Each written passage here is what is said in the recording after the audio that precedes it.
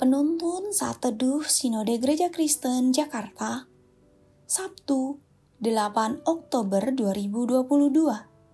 Judul renungan, Semangat dalam Keadaan Apapun. Nats Alkitab terambil di dalam kitab Amsal pasal 18 ayat 14 dan Filipi pasal 4 ayat 13. Amsal pasal 18 ayat 14.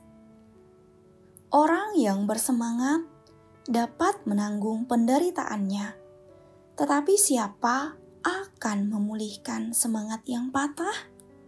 Filipi pasal 4 ayat 13. Segala perkara dapat kutanggung di dalam Dia yang memberikan kekuatan kepadaku. Seorang bijak mengatakan, jika kita tidak lagi punya semangat, maka hakikatnya hidup pun berhenti sampai di situ. Tuhan mengingatkan setiap anaknya terus bersemangat, karena itu berhubungan dengan iman. Bahkan Tuhan akan memberikan upah bagi yang memelihara semangat dalam hidup mereka. 2 Tawarik pasal 15 ayat 7.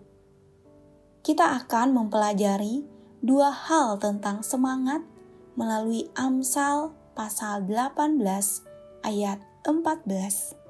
Pertama, semangat adalah salah satu tanda rohani yang sehat.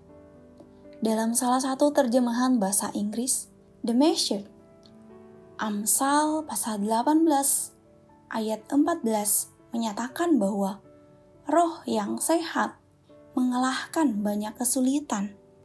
Orang yang percaya pada Tuhan akan menjalani hidupnya dengan bersemangat.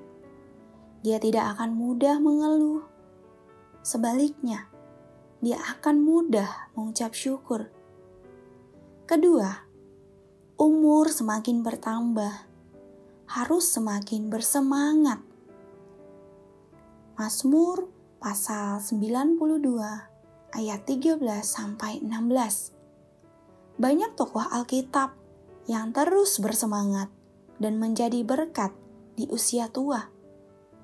Salah satunya Kaleb yang masih memiliki kekuatan dan semangat walaupun telah berusia 85 tahun.